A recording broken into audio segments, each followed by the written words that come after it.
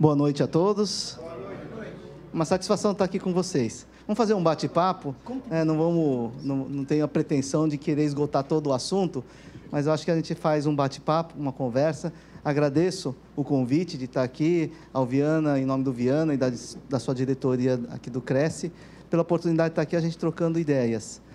Dizem que muitas vezes quando você faz uma apresentação, o professor sabe muito bem disso, quando você faz uma apresentação, quando você conversa com as pessoas, você aumenta o seu conhecimento também, não só transmite, mas aumenta. E essa oportunidade eu agradeço muito a todos vocês por estar aqui a gente conversando um pouquinho.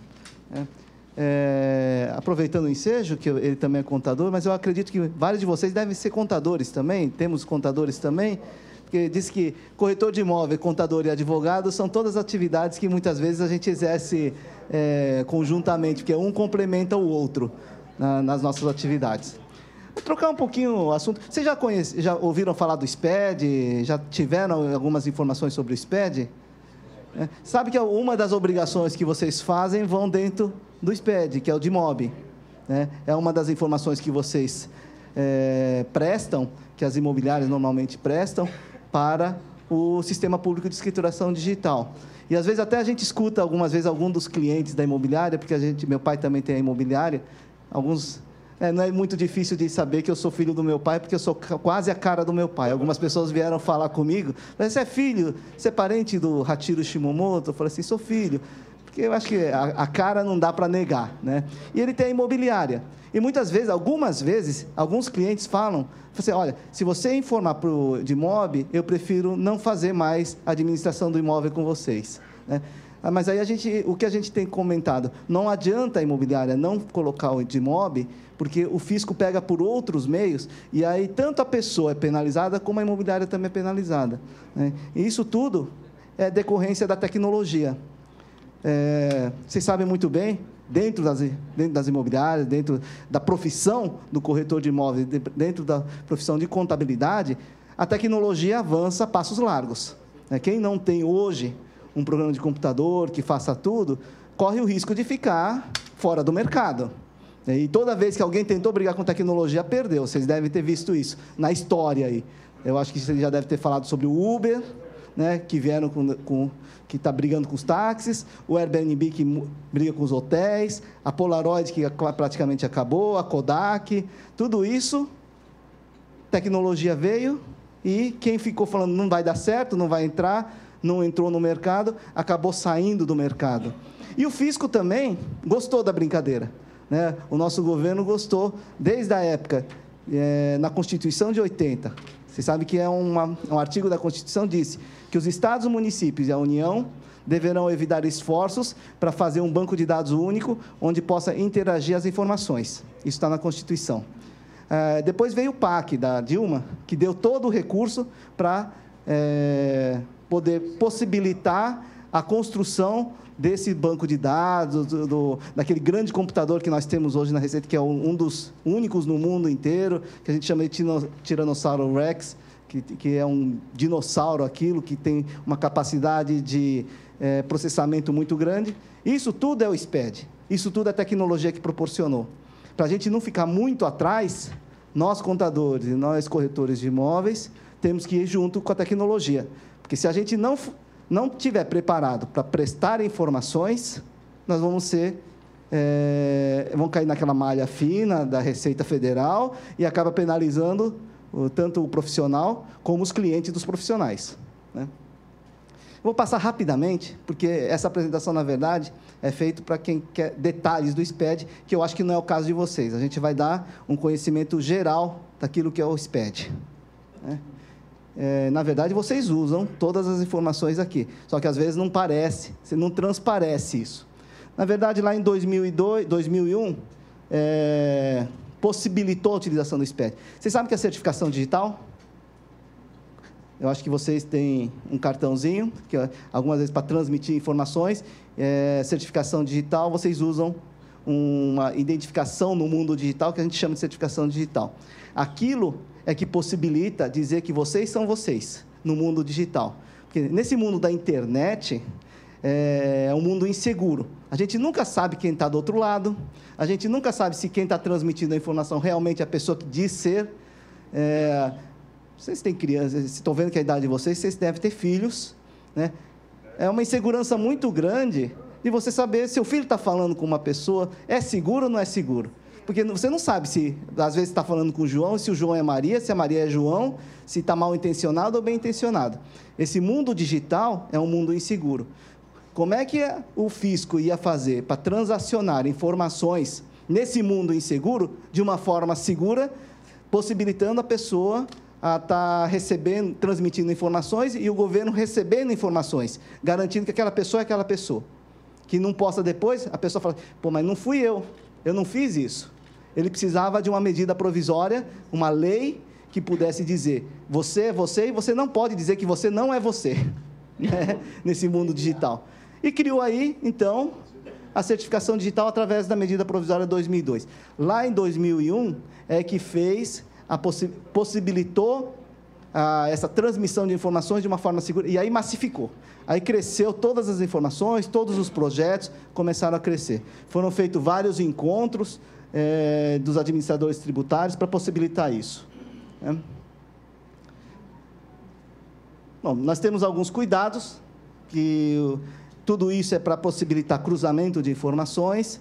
Vocês também são obrigados também ao COAF, não é? Acima de uma transação acima de 30 mil ou 100 mil reais em espécie, vocês também são obrigados a informar, né?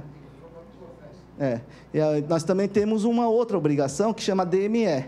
Toda vez que alguma pessoa, cada um de vocês, pessoas físicas ou pessoa jurídica, transaciona acima de um certo valor de 30 mil reais, também teria que estar obrigado a transmitir uma informação. Na pessoa física, bom, aí vocês já sabem que é o dia a dia de vocês.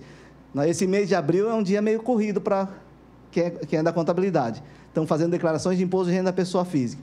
O que a gente faz nisso? Nós juntamos tudo que fizemos no ano e transmitimos as informações. O fisco pega isso e vai comparar com a sua base de dados, para ver se aquelas informações são confiáveis ou não são confiáveis. Se não bater alguma coisa, aí cai na malha fina. Aí começa toda aquela peregrinação de quem tem dinheiro a receber não vai receber, e quem tem que pagar, eles vão notificar para esclarecer alguma coisa.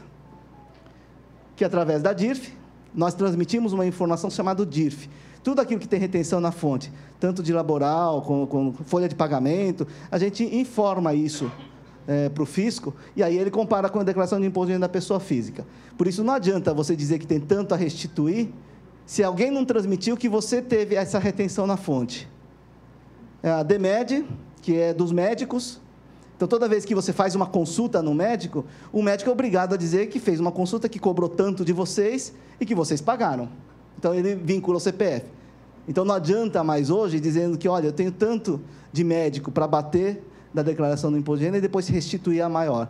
Ele cruza isso e ele não faz o pagamento se não bater a informação do DMED com a declaração de imposto de renda da pessoa física. DIMOB, né, não adianta ele falar que não tem recebimento de aluguéis, porque no DIMOB já está lá. Por que eu falei do DIMOB também? Porque o DIMOB não é a única forma de ele detectar a entrada de dinheiro. Nós temos uma outra obrigação, que é a parte das informações dos bancos. Os bancos transmitem todas as informações de transações bancárias. Então, se entrou dinheiro de algum lugar. Se não é das outras fontes, de algum lugar veio. E aí ele vai pesquisar de onde que veio esse dinheiro. Tem o Decred, que é dos cartões de crédito. Então, ele transmite, as operadoras de cartões de crédito transmitem as informações para o fisco. Outro dia, a gente teve uma operação Cartão Vermelho em São Paulo, onde eles cruzaram aquilo que as empresas declaravam de faturamento com o que eles recebiam de cartão de crédito. Para surpresa, muitas vezes era 10% do valor que eles declaravam na declaração, e eles foram comparar com a operação de cartão de crédito, era 10 vezes superior. Aí eles querem saber por quê. Isso é difícil de derrubar, né? Esse tipo de fiscalização é difícil de dizer que não aconteceu. E a DIMOF, que é da financeira. Toda vez que o banco transaciona, ele manda informações para um banco de dados. Cruzando tudo isso, ele sabe se a sua declaração está certa ou não está certa. A mesma coisa na pessoa jurídica. Temos a nota fiscal, vocês sabem que são eletrônicas. Agora estamos trabalhando num projeto em Brasília, para tornar a nota fiscal de serviços nacional, de forma eletrônica, padronizar. Vocês sabem que cada município tem um padrão de nota fiscal diferente. Então, como cada município pode legislar, o cruzamento ficava difícil. Eles estão unificando isso para que a parte de serviços também seja um padrão, como da nota fiscal eletrônica estadual. Que a gente faz na declaração da DIPJ, que é a declaração da pessoa física de vocês, então nós temos uma na pessoa jurídica semelhante. O da ZENE, que é da parte do Simples Nacional, nós temos uma DIRF também, que as empresas geram com as suas informações para poder cruzar com pessoa física depois. A DCTF, de Contribuição de Tributos Federais, são todas, PIS/COFINS, e aí tem o SPED, que junta tudo isso, e aqui ainda tem informações de contabilidade, um monte de informações. Para vocês terem conhecimento daquilo que a gente está mandando, às vezes vocês nem sabem que a gente está mandando tanta informação para o fisco, o contador fica mandando toda hora informações. Então, na verdade, a fiscalização mudou de lado. Antigamente era o fiscal que ia na empresa para fiscalizar. Vocês veem quantas vezes os fiscais aparecem hoje em dia? São poucos, são raras às vezes, porque virou o lado. Quem está mandando as informações agora é o contribuinte. A atribuição que era dever do fisco passou a ser dever do contribuinte. Então, nós estamos se autofiscalizando. Passado e futuro. Como é que era a fiscalização? No passado, ela era repressiva, hoje ela é preventiva. Era de forma isolada, agora é integrada. E tem toda uma inteligência acima disso. E a gente não pode menosprezar essa inteligência. Porque, se vocês pensarem bem, o fisco hoje tem tecnologia, porque tem recurso, tem máquinas, equipamentos e tem pessoas. Quem são as pessoas que hoje estão no fisco trabalhando? São pessoas que, infelizmente, quem está na iniciativa privada, a gente lamenta um pouco, porque nós perdemos muitas inteligências para os poderes públicos. As pessoas ficam anos e anos estudando para prestar um concurso público, para passar e trabalhar onde? Na Receita Federal, na Secretaria da Fazenda, no município, e isso pela estabilidade que eles dão, mas lá estão as inteligências. Então, tem pessoas inteligentes. Não subestimem a Receita Federal, não subestimem a Secretaria da Fazenda, nem a municipal. Auditar no passado, agora eles estão... Antigamente, eles verificavam o passado. Quantas vezes acontecia de passar 5 anos, ninguém fiscalizou, prescrevia e ficava por isso mesmo? Agora está cada vez mais difícil acontecer esse tipo de coisa, porque eles fazem os cruzamentos e, em questões de meses, eles já levantam e já mandam um papelzinho, uma notificação dizendo, olha, tem uma distorção, ou você corrige ou paga a multa. A conferência antigamente era manual, hoje são auditorias eletrônicas. Antigamente eram poucas fontes, eram todos papéis, e você sabe que é muito difícil você ficar cruzando papéis, levanta dados. Quando você manda de uma forma digital, o computador cruza, e eles têm softwares hoje, que outro dia estava me mostrando, ele faz estimativa, ele joga assim, olha, computador, eu quero que você cruza isso com isso e me dá distorções, eu quero esse parâmetro aqui, 10 mil de diferença, eu quero que você me faz uma listagem. Ele sai com uma listagem, e são as empresas que eles fiscalizam ou já soltam as intimações. Fica muito fácil de fiscalizar assim. Antigamente era por amostragem, agora 100% das operações, provas em papéis, agora prova eletrônica, fiscalização agora está à distância. Então, hoje em dia, eles eram generalistas e hoje são especialistas. Se você vê dentro da Secretaria da Fazenda, da Receita Federal, ele tem especialistas em cada um dos segmentos. Temos especialistas em substituição tributária, temos especialistas na área de ISS, tem especialistas em todas as áreas. E eles focam naquelas operações. Bom, para quem tem que viver nisso, isso vocês já devem conhecer, primeiro tem que ter uma certificação digital, que eu já expliquei o que é uma certificação digital. A certificação digital é para vocês transacionar informações no mundo eletrônico. Não é só para a questão do fisco, tá? E aí a gente precisa começar a se acostumar, porque a certificação digital serve para muitas outras coisas, inclusive boas para nós. Nós podemos assinar contratos com certificação digital e ter validade jurídica e transmitir isso. Às vezes, você não precisa se deslocar daqui até um outro país ou daqui até um outro estado para assinar um contrato. Agora, você consegue fazer isso por certificação digital. Ele manda um documento para você, você assina com certificação digital, manda para ele também assina e devolve o documento e está assinado pelos dois, sem precisar se deslocar e escrever ou usar o correio. Você faz isso eletronicamente. Hoje, os cartórios também certificam, dão certificações dizendo que é autêntica aquele documento digital. Também existe isso. Para advogados é uma mão na roda, porque toda vez que ele tinha que fazer uma cópia de um processo, era um processo, cada vez era uma cópia, uma autenticação, então virava aquele indústria dos cartórios, que eles ganhavam com cada cópia. Cada vez que você começava a fazer cópia de processo, você tinha que autenticar os documentos para dizer que aquilo era verdadeiro. Hoje faz com certificação digital, e cada uma ela é original, não precisa certificar cada vez. Então, começou a se ter várias possibilidades com certificação digital. Então, você pode certificar formulários, planilhas, home banking, contratos, e-mails. Você pode certificar um e-mail com certificação digital. Porque, às vezes, quando você transmite o e-mail, às vezes você fica na dúvida, será que esse e-mail é da pessoa mesmo? Será que ele modificou o meu e-mail? E aí, depois você usa aquilo como prova? Se você manda certificado e ele modificar, ele diz que o e-mail foi modificado. Então, não dá para ele usar de forma diferente, modificar e-mails. Se você manda certificado, tem essa garantia de que aquilo é original e verdadeiro. E outros documentos, você pode usar isso. Né? Nós temos 2 tipos de certificado digital. O mais utilizado é aquele de cima. É a A1, A2, A3 e A4. Né? Algumas diferenças. Tá? O A3 é o que é mais utilizado, que é o cartãozinho ou um token que vocês usam para fazer certificação digital. E o A1 é mais assim, quem é comerciante, tem muito... Quando precisa instalar uma certificação digital no computador, ou nas nuvens, ou dentro da empresa, você usa o A1. Quando você tem o físico, você usa o A3. O A3 tem validade de 3 anos, agora tem A3 de 2, A3 de 1, tá? E o A1 normalmente é de 1 ano. Aqui o A1 é mais barato, porque não tem a mídia, e o A3 é mais caro. Bom, isso aqui tudo foi garantido pela lei.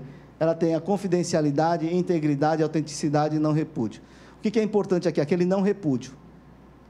Isso tem uma lei que diz que, uma vez usada a certificação digital, ninguém pode dizer que não fui eu que assinei.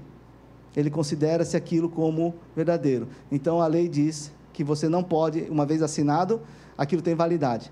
Por isso, da importância das pessoas, e aí algumas pessoas fazem isso, né? Mantém a certificação digital do seu cliente lá para usar. Isso é falsidade ideológica. É a mesma coisa que você pegar a identidade de alguém e dizer que é você e você garantir alguma coisa. Tá? Então, não pode se utilizar a certificação digital dessa forma. Então, nós temos lá alguns serviços da Receita Federal. Quem faz declaração de imposto de renda tem certificado digital, você pode levantar um certificado, uma declaração pré-preenchida, praticamente pronta. Você pega lá, aquilo que ele tem no banco de dados da Receita, ele já traz as informações. Basta você complementar. Quem não tem certificação digital não consegue fazer isso. Para transmitir a imposto de renda, também você usa a certificação digital. Qual é a vantagem? A vantagem é que quem tem restituição, ele entra na frente de quem não tem o certificado digital. Então, recebe antes. Às vezes, também não é um bom negócio, né? Porque diz que a Selic, a taxa Selic é maior do que qualquer aplicação financeira. Então, às vezes, vale a pena você receber o dinheiro lá na frente, porque ele é corrigido pela Selic. Porque se você recebe antes, você coloca numa aplicação, não rende tanto quanto uma Selic. Quem tem dinheiro sobrando, pode pensar nisso. Eu vou entregar por último, e sem certificação digital, que eu recebo por último, e eu recebo a Selic. Esse aqui é mais ou menos como é que funciona a certificação digital. Aqui, entrar dentro do SPED, Sistema Público de Escrituração Digital. O SPED é a abreviatura de Sistema Público de Escrituração Digital. Ela é alimentada pelas notas fiscais, tanto de serviços, notas fiscais eletrônicas dos estados, conhecimento de transportes, o ECF, E-Social, que agora está entrando, as grandes empresas entraram agora. Vocês já ouviram falar do E-Social? É importante, porque vai mudar todo mundo que é empregador, e não é mais empresa que a gente está falando de empregador. Isso pode ser a dona de casa, que tem uma empregada doméstica, que já está no E-Social. Eu achei um absurdo, né? Os domésticos entrarem antes das empresas, que tem menos estrutura, está no E-Social antes das empresas. Sofreu? Lembra que no começo foi uma bagunça o E-Social dos domésticos, não funcionava, não conseguia mandar os dados, não conseguia emitir as guias. Foi uma bagunça, porque não tinha tanta estrutura como as empresas. E agora está entrando para todas, entrou em janeiro agora para as empresas acima de 78 milhões de faturamento, e a partir de julho, todas as outras. Então, agora a gente tem que transmitir todas as informações de folha de pagamento para dentro do e-social. Então, admitiu alguém? Tem que transmitir para o e-social. Mandou alguém embora? Tem que transmitir. Saiu para férias? Tem que transmitir. Saiu, foi afastado? Tem que transmitir. Tudo que saiu para... Tem admissão, demissão, tem aqueles exames médicos? Tem que transmitir. Então, tudo aquilo que se refere à folha de pagamento tem que estar dentro do e-social, agora tem que estar sendo transmitido.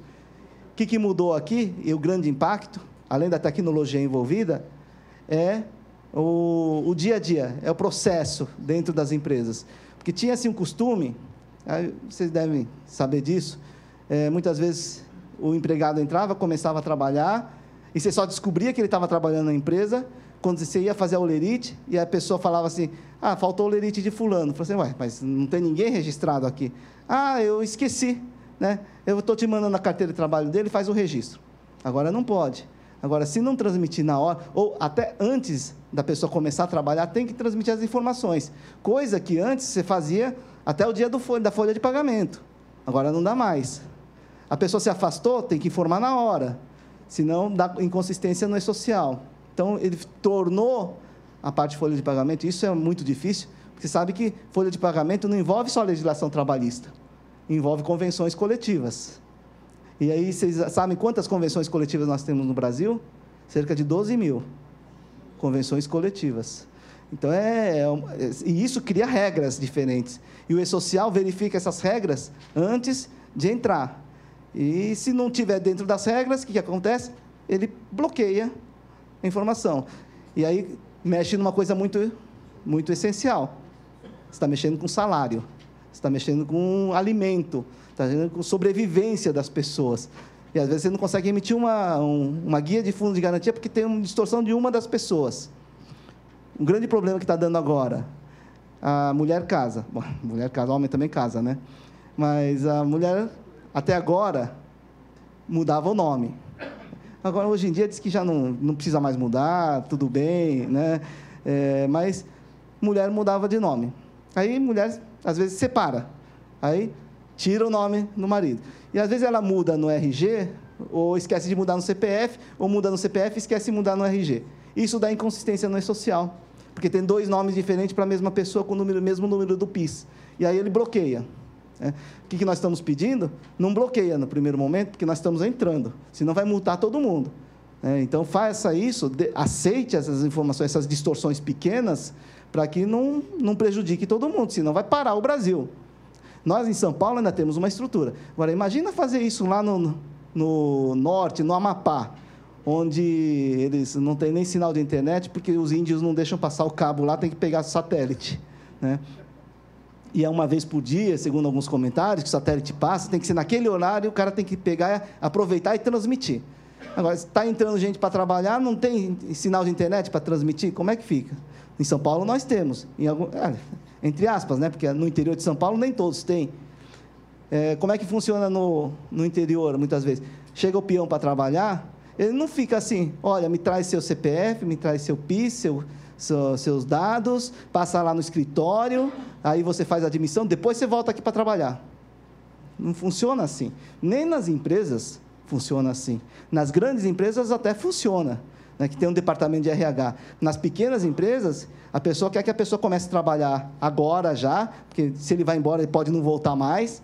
Né, então, é uma coisa rápida. E esse formato do e-social nos preocupa. Tá? Isso está dentro do SPED. Essa informação vai para dentro do SPED. REINF, que está dentro do Conhecimento Social também, que são as informações de retenções nas fontes. Financeira, dos bancos, SPED contábil. Toda a contabilidade sobe também para o SPED. Contribuições, ICM, EFD, IPI, ICMS, tudo isso são informações que nós estamos mandando. Vocês viram o grande banco de dados que a Receita tem na mão? Praticamente é o Big Brother, né? Big Brother tributário, onde ele tudo vê, tudo sabe, tudo conhece. Né? Parece o Google. O Google, você fica impressionado, né? com o que o Google sabe. Se você escrever lá o nome, praticamente você descobre onde a pessoa mora, onde a pessoa trabalha, por onde ele passou, o que ele falou, o que foi publicado na mídia, as fotos, está tudo lá. Tem processo, não tem. Bom, quem são os usuários do SPED? Receita Federal, os estados, municípios, órgãos de fiscalização. A administração é da Receita Federal e tem ainda outros representantes indicados. E as entidades contábeis também fazem parte da administração do SPED, trabalhando em colaboração lá em Brasília, como eu faço parte desses grupos de trabalho que estamos lá exatamente para levar o ponto de vista dos pequenos empreendedores. Porque até agora, no projeto SPED, estava só as grandes corporações. E a realidade dessas grandes não é a realidade dos pequenos.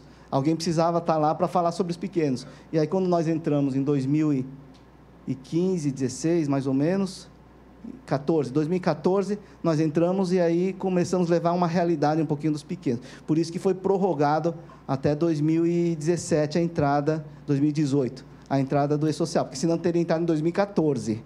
E aí ia ser um caos. Isso que a gente chama de compliance tributária é tudo isso que as informações têm no banco de dados que permitem esse cruzamento. Então, estão lá. Vocês sabem que o Cartórios envia informações para o SPED. Toda vez que você transaciona um imóvel, o cartório informa que foi transacionado. Toda vez que você tem Detrans, você compra ou vende um carro, ele informa que alguém comprou ou vendeu um carro, quem comprou e quem vendeu. Os bancos mandam as informações dos correntistas, as transações. A administração de cartão de crédito manda. As imobiliárias, através do DIMOB, mandam as informações. Hospitais, clínicas e plano de saúde, que é o DEMED, ele manda todas as informações dos pacientes atendidos, quanto pagou, quem pagou. Empresas, que seriam os contadores, estão mandando E-Social, SPED fiscal, contribuições, contábil, ECF. A pessoa física manda informações da imposto de renda da pessoa física. O COAF usa essas informações para checar a lavagem de dinheiro, que usa o DME, que entrou recente. Então, o COAF usa essa informação para saber. Aliás, precisava mudar a resolução do COAF, né? Se existe uma DME informando isso, para que as imobiliárias, os contadores, informar transações em dinheiro, porque está repetida essa informação, né? Não precisaria mais. E quem usa isso? O Ministério Público, os juízes, estados, municípios. Se abrem, como no E-Social também vai informações de reclamações trabalhistas, o juiz do trabalho hoje, ele abrindo o SPED, ele sabe se a empresa pagou, não pagou, quanto pagou, tem todas as informações lá. Isso tudo dentro desse computador enorme que a gente chama de Tiranossauro Rex. Então, são todas as informações que estão dentro do banco de dados, usando de tecnologia para transmitir tudo isso. O grande problema hoje, que foi levantado pela Grant Thornton, quais são as dificuldades para estar dentro desse mundo do SPED, desses cruzamentos eletrônicos? Primeira coisa é tecnologia de informação. As pessoas ainda têm dificuldade de tecnologia para poder fazer, para cumprir tudo isso. Porque o que a gente tem que trabalhar hoje é, a ponta de lá está cruzando, a ponta de cá, a gente tem que ter uma forma de consistência para que não gere distorções nas informações que você passa para lá. Porque qualquer distorção que você gera aqui, ele cruza e vai ter problema lá na frente, né?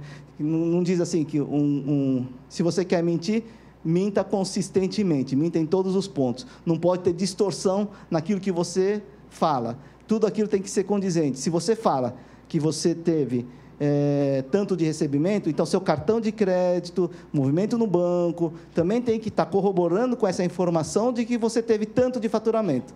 Porque se você fala que tem tanto de faturamento, e essas informações dos bancos dizer que você tem movimento superior a isso, você vai ter que justificar por que uma coisa não condiz com outra. Por isso que agora eu falo, não adianta você não informar de MOB, né, se o fisco sabe que você saiu dinheiro de uma conta de fulano, entrou na conta de direito de cicrano, por que entrou? Da onde que está o furo? Alguém vai ter que falar, isso aí é dinheiro de aluguel. Aí ele vai atrás, vai falar assim, por que de imobiliária tal não informou? E por que o contribuinte tal não informou? Tá? E aí vem as penalidades. Para a imobiliária que não faz a de MOB, tem uma penalidade. E para o contribuinte que não declarou aluguel, tem penalidade. Então, todo mundo é punido. Então, se tem que fazer alguma coisa, tem que fazer consistentemente. O segundo problema, processos internos. Não estamos acostumados ainda a trabalhar dessa forma. Estamos acostumados ainda no papel. A coisa mudou tão rápido que não conseguimos construir processos para trabalhar de forma informatizada. E isso está sendo feito de forma lenta, temos que agilizar isso. E o terceiro problema, cultura organizacional. Estamos acostumados a trabalhar de um jeito. Vamos ter que acostumar a trabalhar de outro jeito. E isso tem que ser rápido. Por exemplo, esse do e-social que eu comentei com vocês. Quais são as maiores dificuldades que estão tendo para conseguir fazer o e-social?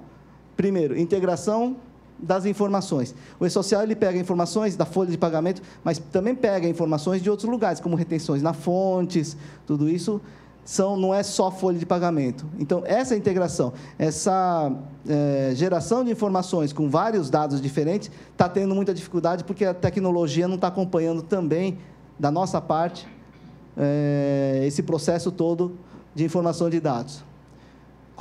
Complexidade da legislação. Bom, isso aí todo mundo sabe que a nossa legislação não é muito fácil de lidar, né? Infelizmente, complexidade, burocracia, que ele estava falando aqui, gera corrupção. Tá? Então, nós tínhamos que simplificar isso. Só como é que vamos simplificar isso se os estados ficam contrários a essa simplificação? Tá? Você quer fazer um imposto único? Na verdade, a gente gostaria que fosse um imposto único. O projeto de reforma tributária era para vir um imposto único. Mas quem disse que a gente consegue convencer os estados a abrir mão do poder de controlar o ICMS, por exemplo? Que teria que acabar com o ICMS, o IPI, PIS, COFINS, contribuição social, e transformar num único imposto. Aí os estados estão todos contra. Agora, política, do jeito que é a nossa política, onde o presidente precisa do apoio dos governadores, e aí o governador de São Paulo fala assim, não quero que acabe com o ICMS, como é que você faz isso? Né? Por isso que hoje a corrente está falando, não dá para fazer uma reforma tributária tão ampla, vai ter que ser por pedaços, vai ter que ir simplificando, simplificando, simplificando, até uma hora que a gente, com esse uso da tecnologia, a gente consiga simplificar de uma certa forma, que vire quase um imposto único. O outro problema, informações não inseridas em sistemas. Temos informações fora do sistema, e isso gera insegurança. Então, teria que estar tudo dentro do sistema. Muitas das empresas não têm nem computador, nem programa para gerar essas informações. Qual é o grande problema hoje das empresas do Simples para irem para um lucro presumido ou lucro real? Vocês sabem que... Bom, vocês também podem estar dentro do Simples, né? Por que as empresas têm uma dificuldade? Não é só por causa do imposto, não é só por causa da facilidade de fazer o Simples, que não é muito fácil também, ficou muito complicado isso. Né? Para quem... o ISS, por exemplo, quem tem 3.600.000, diz que agora o limite é 4.800. Né? Mas quem ultrapassa 3.600.000 até o 4.800, tem que fazer uma guia à parte entre 3.600 e 4.800, que está fora do Simples. E o restante está dentro do Simples. Então, tem metade no Simples, metade fora da guia do Simples. O ISS tem que recolher a parte. E gerou uma complicação enorme isso. Tá, ficou mais complicado. O Simples já não era tão fácil, ficou mais complicado ainda. O Simples só tem um nome. Né? Então, tudo isso gera problemas. Segurança na qualidade das informações, falta de informações sobre os procedimentos. Bom, aqui, nota fiscal eletrônica, eu não preciso explicar para vocês, que eu acho que vocês conhecem nota fiscal eletrônica.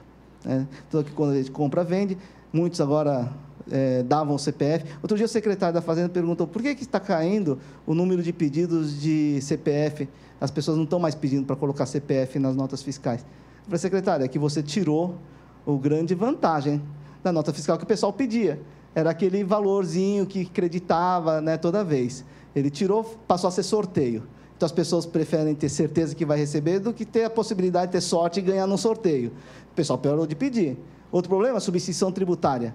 Empresa de substituição tributária, que o governo expandiu isso de uma certa forma, que praticamente todos os produtos estão em substituição, não tem crédito e também aí não gerava valores para receber. É por isso que está caindo. Né? E aí a nota fiscal eletrônica é que possibilita essa informação de tudo aquilo que a empresa compra ou vende, está dentro de um banco de dados. O fiscal hoje, ele não fiscaliza mais quanto a empresa vendeu. Ele verifica quanto a empresa comprou. Pelo que ele comprou, ele vai verificar se o que ele vendeu condiz com quanto ele comprou.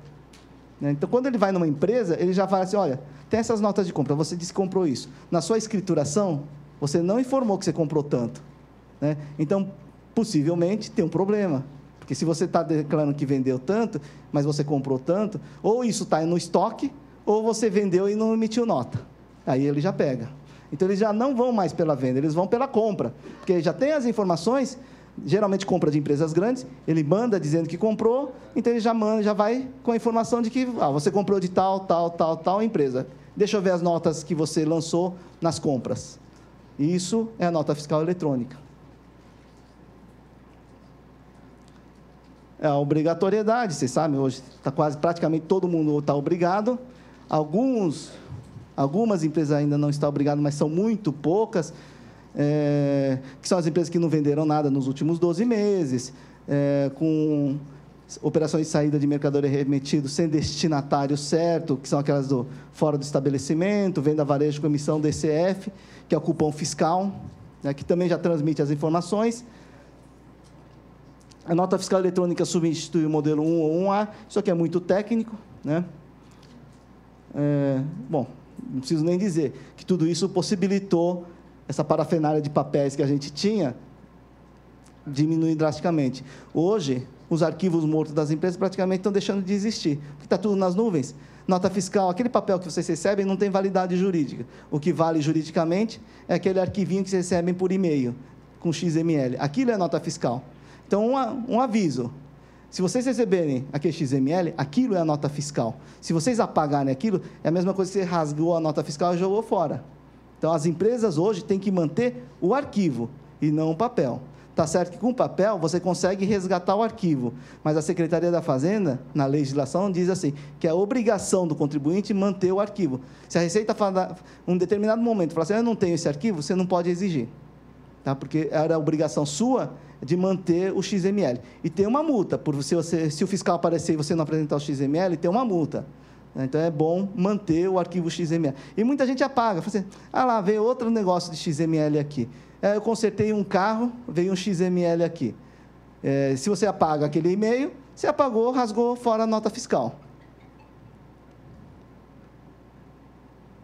Base de dados para emissão de notas fiscais. Essas bases agora têm que ser mais consistentes. Cadastro, que antigamente nota fiscal era emitida por um cara do estoque. Não dá para mais dizer que dá essa atribuição para ele, porque uma vez emitida a nota, você não consegue mais voltar atrás na operação. Uma vez que a mercadoria saiu do estabelecimento, você não consegue mais cancelar a nota. Então, passou a ser muita responsabilidade. Você tem que atuar no outro lado. Antes da nota sair, a nota tem que estar correta. Esse aqui é o emissor. Toda vez que você emite uma nota fiscal, o que acontece? O vendedor envia a nota fiscal para a Secretaria da Fazenda e ele também manda. Quando a Secretaria da Fazenda de São Paulo recebe, ele envia uma cópia disso para a Secretaria da Fazenda do destino. Vamos supor que você vendeu para uma indústria no Paraná. Na hora que você emite a nota fiscal, ele manda para São Paulo e manda uma via também para o Paraná. Ele faz as validações, devolve, autoriza, verifica, e também manda para o banco de dados do SPED da Receita Federal. Agora eles estão fazendo agora o próximo passo da nota fiscal é a pessoa dizer que recebeu a mercadoria, confirmar o recebimento da mercadoria via eletrônica. Porque como o brasileiro é muito criativo, às vezes a nota ficava transitando o dia inteiro, e se não confirmava que recebeu, aquela nota ia e vinha, ia e vinha, ia e vinha. Então, eles bloquearam isso aqui. Bom, isso aqui é a parte da nota fiscal. Aqui você pode consultar uma nota fiscal eletrônica. Isso aqui eu acho que vocês estão acostumados a usar, bom, tudo bem. Só que tem determinados casos que tem problema. A nota fiscal tem previsto isso. Acabou a luz, acabou a internet, a Secretaria da Fazenda não recebeu, caiu os computadores da Secretaria da Fazenda de São Paulo. Quais são as contingências? O que acontece se der errado? Aí há várias contingências. Se a Secretaria da Fazenda de São Paulo parar de receber, ele automaticamente manda lá para Mato Grosso ou Brasília. É um dos outros, tem um ou outro local onde começa a mandar. Acabou a luz no estabelecimento. Eu preciso vender, está lá o comprador, não tenho luz. Como é que eu faço? Eu escrituro no modelo, livro modelo 6, de ocorrências, dizendo, acabou a luz, eu estou emitindo em papel. E você emite em papel. Né?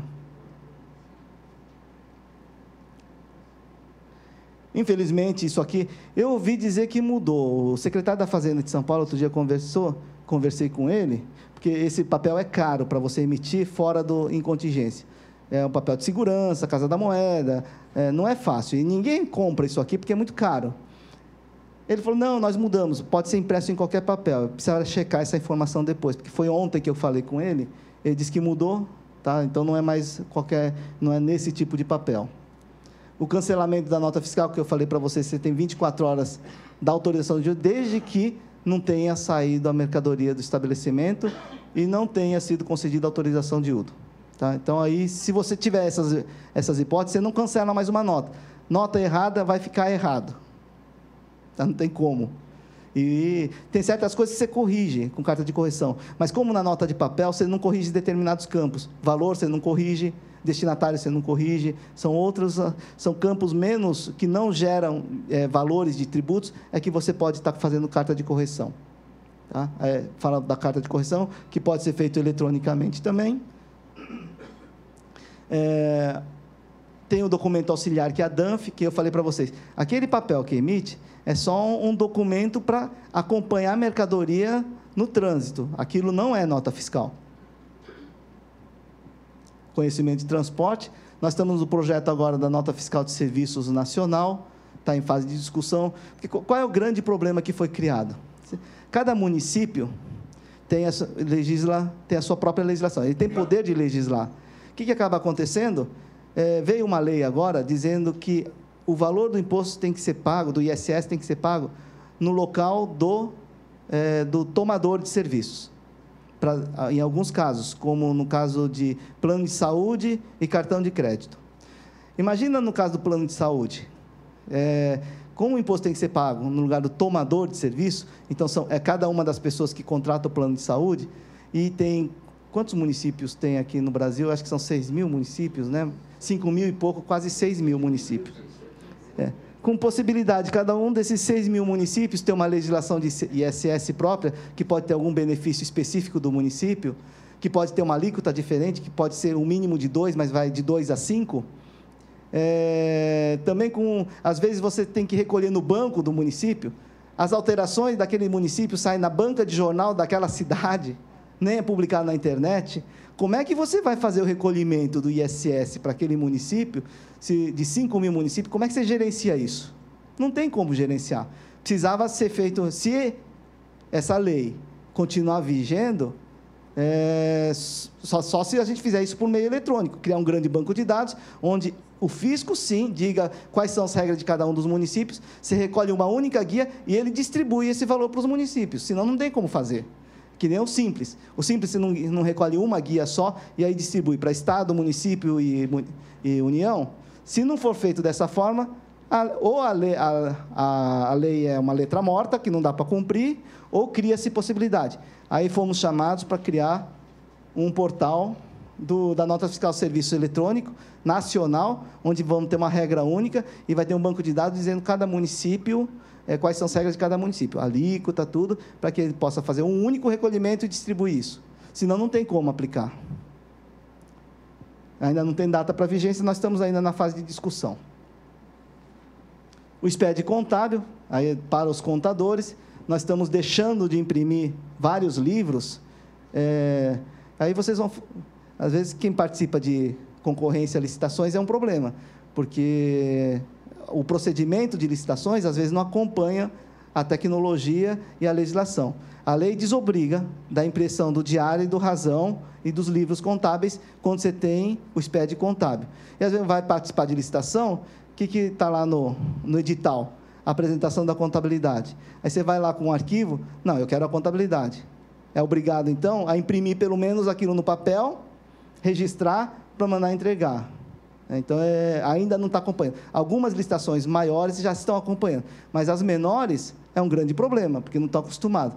Mas nós não temos mais razão, não precisamos mais registrar na junta, isso tudo foi dispensado para quem está no SPED contábil.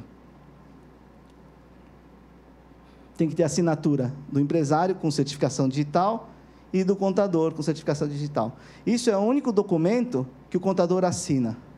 O restante, ele entrega com procuração do seu cliente.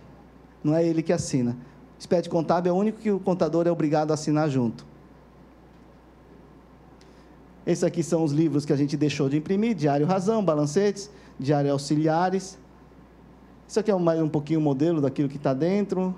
Está desde 2008, 2009, estão todas as empresas, com exceção do Simples, a entrega do SPED contábil, só as empresas do Simples que estão desobrigadas. Aí tem uma grande... Outro dia eu estava numa discussão, numa audiência pública, do Código Comercial. E o Fábio Ulloa, que ele está está escrevendo o novo Código Comercial, ele falava que havia discrepância entre as legislações. Eu falei, não tem discrepância. A lei fiscal desobriga da apresentação da contabilidade para as empresas do Simples, mas o Código Civil obriga você a fazer a contabilidade. Então, na verdade, toda empresa tem que fazer. É que para o fisco, se for do Simples, você não precisa apresentar a contabilidade, mas ela tem que estar pronta, a contabilidade. Então, nós somos, na verdade, obrigados ao SPED contábil, e o SPED contábil é para o fisco. Então, o que a gente faz? Só as empresas do lucro real, lucro presumido. Daí, algumas são... eles gostam dessa multa de R$5.000, né? Eles gostaram tanto que muitas das obrigações são R$5.000 de multa. Bom, aqui está algumas detalhes do SPED contábil, como é que faz. Para vocês não interessa plano de conta referencial, as assinaturas, a transmissão, vem os protocolos todos, né? E a parte da escrituração fiscal digital, que é um outro pé do SPED, é uma outra forma de mandar informações hoje das escriturações fiscais para o SPED. Então, estão todos obrigados, os contribuintes do ICMS e IPI, estão obrigados ao SPED fiscal, com exceção do Simples. Então, toda vez que a empresa for um comércio, tem que estar transmitindo isso. Com a escrituração fiscal do SPED fiscal EFD, você está desobrigado de imprimir livro de registro de entrada, saída, inventário, apuração de ICMS, apuração de IPI. Não precisa mais, todo mês tem que ser transmitido isso. Tem algumas regras, ser transmitido. Eu estou pulando rapidamente, porque são detalhes que, às vezes, vocês não vão fazer SPED fiscal, então, para vocês, não importa, né? Mas, se depois vocês quiserem perguntar alguma coisa, a gente entra nos detalhes. Tá? Quem está obrigado? Todas as pessoas jurídicas optando pelo lucro real presumido arbitrado. Vocês sabem o que é lucro real presumido arbitrado, né? Não preciso explicar. Simples nacional e isenta estão dispensados. Tem mais algumas outras que também estão dispensadas ao SPED. Tem o FD Contribuições e o ICMS, são os dois FDs que nós temos. Bom, aqui também a FD Contribuições. Isso aqui é o projeto do SPED, na verdade, era para acabar com o excesso de burocracia, com as obrigações acessórias. Só que até agora o que a gente viu é aumentar as obrigações acessórias. Dizem eles que no futuro vai acabar, porque eles não confiam ainda nos dados que está sendo transmitidos. E aí até tem uma coerência. Muitas vezes, para cumprir prazo, as pessoas entregam um arquivo em branco só para cumprir prazo, para não ter a multa pela não entrega. E depois eles fazem as retificações. O que a Receita Federal verificou nos primeiros meses do SPED fiscal é que as pessoas mandavam o arquivo e pagavam imposto, ICMS.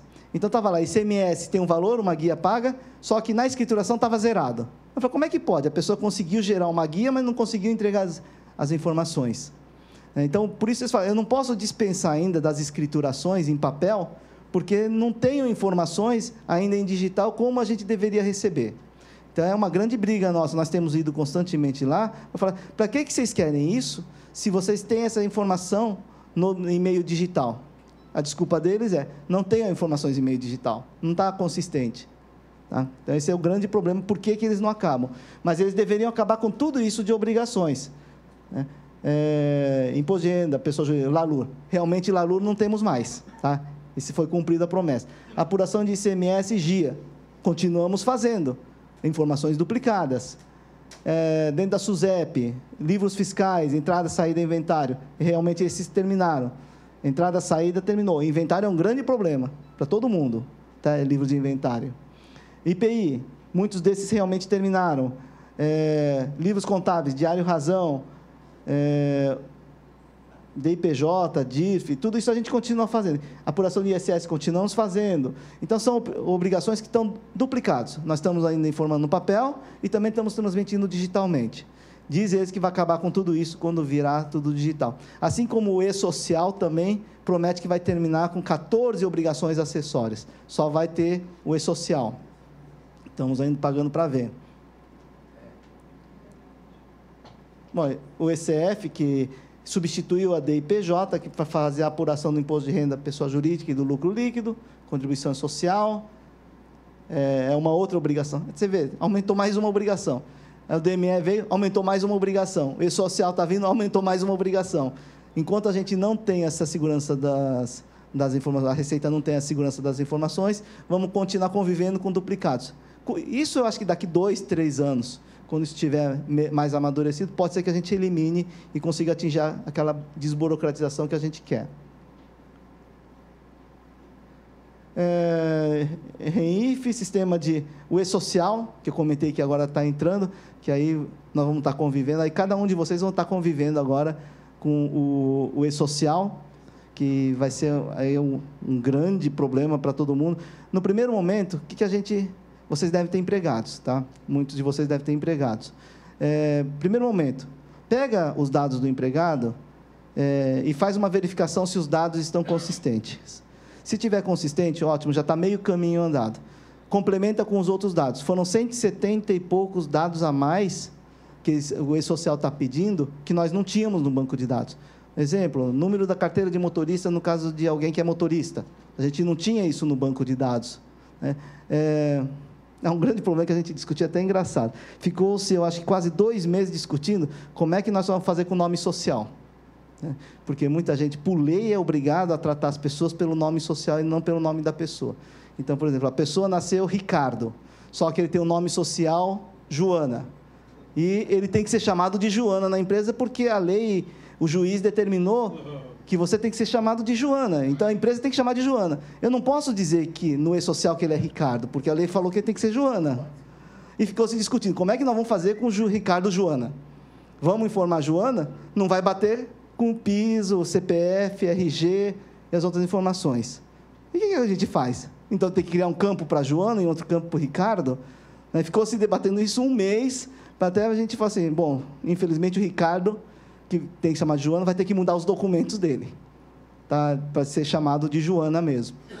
Então, ficou-se assim, e cria-se. É que a nossa sociedade ela é bem diversificada. Tem vários pontos que a gente sempre levanta para estar...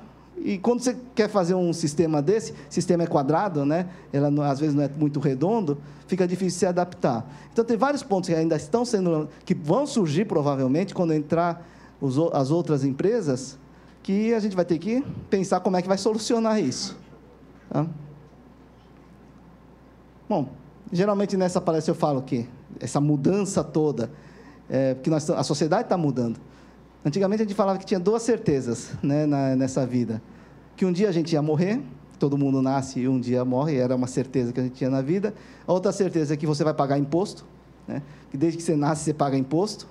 E agora que toda coisa que você faz será modificada. Mudanças virão, mudanças acontecerão. E o que o Charles Darwin falava lá atrás, tá? Que às vezes não é sempre o mais forte ou mais inteligente que sobrevive, é aquele que melhor se adapta às modificações. Por que os dinossauros acabaram? Né? Porque grande, forte, às vezes não é muito inteligente, mas eles acabaram, porque eles não se adaptaram às novas situações. O que a gente quer com vocês é sempre busquem essa mudança, essa adaptação, vai se adaptando e assim a gente pode continuar sobrevivendo. Doutor Márcio, em primeiro eu quero parabenizar o senhor pela brilhante palestra. Obrigado. Que veio aqui nos ajudar no Cresce. Aqui tem alguns colegas que são PJ, né? Mas a maioria das perguntas que eu ouço deles aí é sobre profissional liberal. Então, é sobre isso daí. O senhor está ciente que, em dezembro de 2017, a Receita Federal disparou várias correspondências para profissionais liberais. Tá? Quando a gente fala profissional liberal, o senhor sabe que é o corretor, é o médico, o arquiteto, não é PJ. Tá?